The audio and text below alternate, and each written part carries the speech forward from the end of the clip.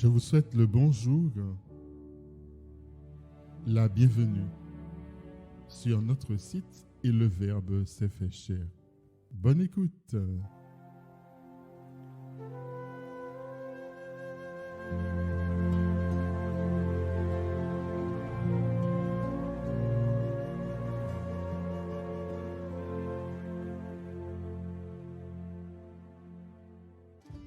Évangile de Jésus-Christ selon saint Luc.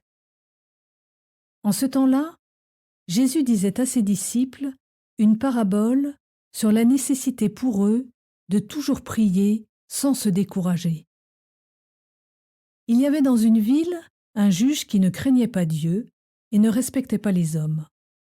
Dans cette même ville, il y avait une veuve qui venait lui demander « Rends-moi justice contre mon adversaire ».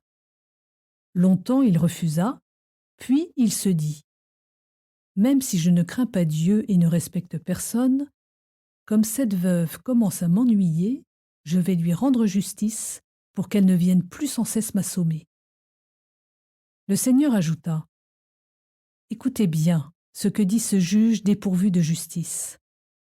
Et Dieu ne ferait pas justice à ses élus qui crient vers lui jour et nuit? Les fait-il attendre? Je vous le déclare, bien vite il leur fera justice. Cependant, le Fils de l'homme, quand il viendra, trouvera-t-il la foi sur la terre?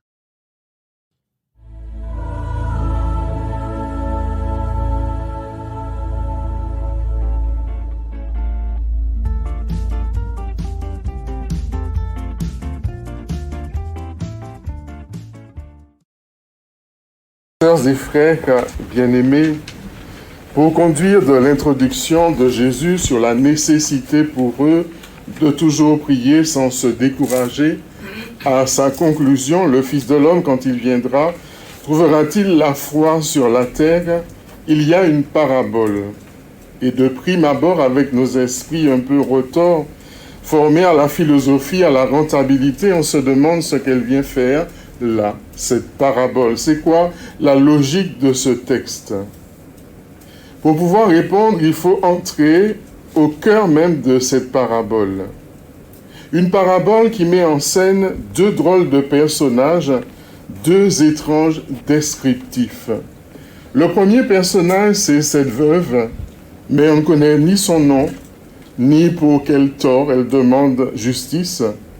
De l'autre, on a un juge dont on ne connaît pas non plus le nom, qui est décrit comme une personne qui ne craint ni Dieu ni diable, qui ne respecte personne, sinon sa propre personne, son propre orgueil, et qui rend justice sans connaître l'injustice commise.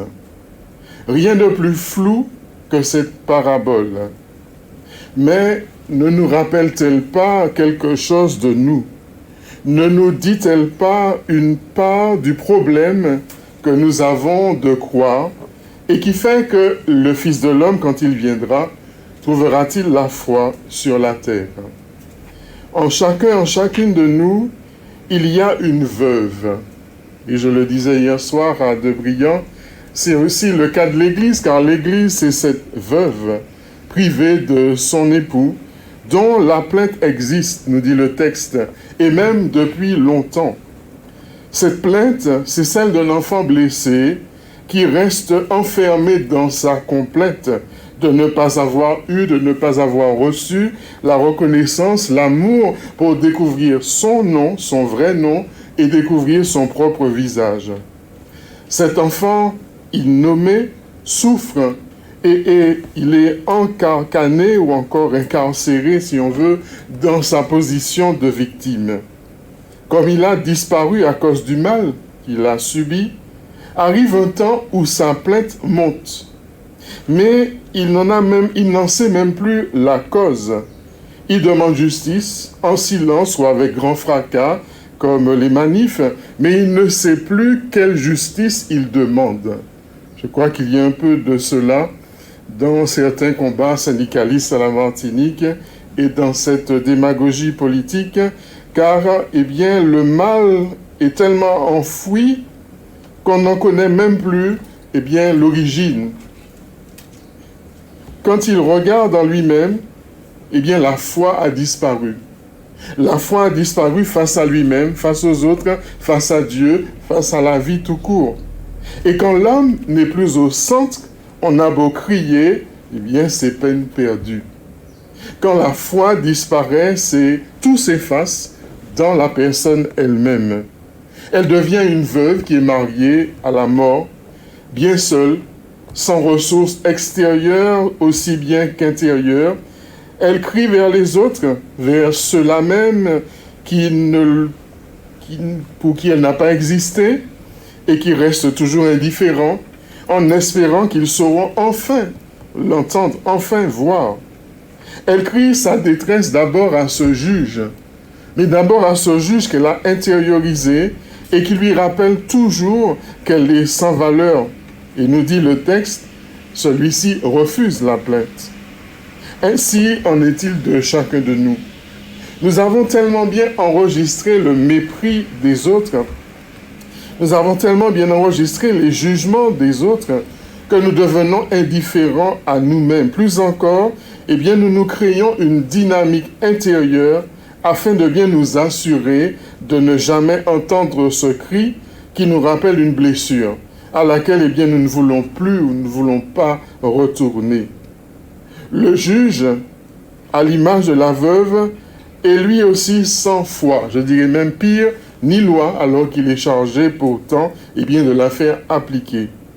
Il est inique, nous dit le texte, c'est-à-dire désabusé, dépourvu de justice, complètement désaxé de son être filial profond. Le juge perpétue le sans-nom de la victime. Il s'assure, en fait, qu'elle continue à ne pas exister.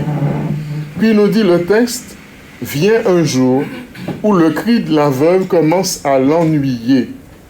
En réalité, la dite veuve doit être une maîtresse femme, car la traduction littérale, c'est à peu près ceci, de peur qu'elle ne vienne me faire un œil au beurre noir. On ne dit pas si elle avait les capacités de pouvoir le faire, mais c'est le sens du grec, qu'elle vienne me coller une beugne, un coup de choc, quoi. Mais évidemment, on ne peut pas dire ça dans l'Évangile. On a donc choisi une traduction avec un enjoliveur chromé. Bref, il en est ainsi du juge en nous qui devient fatigué de nous juger et de nous anesthésier et de continuellement effacer et nous faire disparaître. Combien de personnes se présentent ainsi en accompagnement spirituel ou en écoute ici à l'hôpital que la médecine essaye de soigner, mais le vrai mal à guérir, il est souvent ailleurs. Ce n'est pas la maladie, mais ce que le mal a dit de nous. Et ça, la technique médicale, eh bien, ne peut rien faire. Contre cette fatigue de non-compassion envers soi-même. Il faut cette poussée de l'esprit qui crie en des mots ineffables pour ces personnes qui ne veulent plus rien, afin qu'elles désirent à nouveau, afin qu'elles découvrent leur nom, leur beauté réelle, leur visage.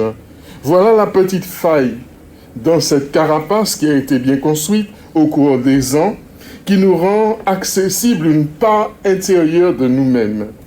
Et c'est justement de cette faille-là où surgit notre souffrance, mais aussi notre visage, que souvent la prière va retrouver son chemin. L'être intérieur franchit doucement la faille et il va prendre de plus en plus la place du cri, le cri de la victime, et il va parler de lui-même, il va parler du lieu même de son identité à Dieu. Et dans ce dialogue, dans cette écoute amoureuse, dans cette reconnaissance de Dieu, eh bien la foi va se découvrir comme un don précieux, comme un bien, et je dirais même le plus précieux que Dieu nous ait donné. Et le Seigneur ajouta, et Dieu ne fera pas justice à ses élus qui crient vers lui jour et nuit? Les fait-il attendre? Je vous les déclare bien vite, il leur fera justice. Le Fils de l'homme, quand il viendra, trouvera-t-il la foi sur la terre? Je crois que la réponse de la parabole est oui, mais si nous découvrons la nécessité de toujours prier sans se décourager. Et de fait, je termine par là, la prière, ce n'est pas un truc mielleux. La prière, ce n'est pas sirupeux, mais la prière, c'est une insurrection contre la situation de soi, contre la situation du monde, contre la paresse, contre les calculs à court terme qui s'imposent trop souvent au cœur des hommes de pouvoir. Et l'histoire montre que cette veuve, eh bien, elle avait raison d'y croire, envers et contre tout. Au cas où nous ne l'aurions pas vraiment éprouvé au plus intime de nous-mêmes, cela nous montre exactement que le sens, la force de la prière sont en grande partie un acte de résistance. On ne le dit pas assez. Prier, c'est résister. C'est résister au jour le jour, dans toutes les situations où l'on se trouve.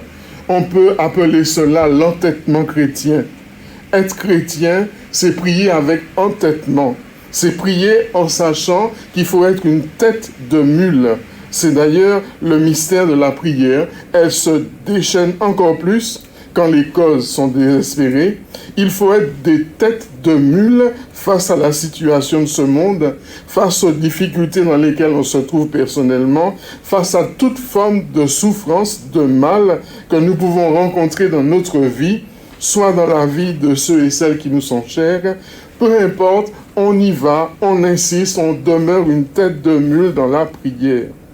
La prière, dans ce contexte de nos souffrances, est la foi en nous qui redit en fait, qui nous redonne à nous-mêmes, qui nous redonne à Dieu, qui nous redonne aux autres. Car elle connaît notre vrai visage, la prière. Elle connaît notre vraie valeur. Même blessée, elle ne peut se taire. Elle crie vers le juge.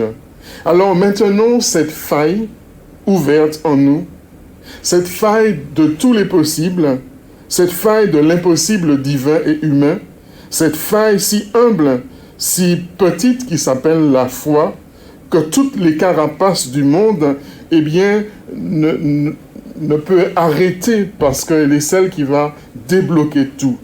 Alors que cette foi, petit grain de sénévé, comme Jésus le dit ailleurs, trouve son champ dans nos vies, afin qu'au cœur même de nos combats, elle s'élève sans cesse avec courage et donne à la lumière non seulement d'entrer en nous, mais plus encore, oserais-je dire, de surgir de nous transfigurer et de glisser vers la faille de l'autre et de transformer aussi les autres.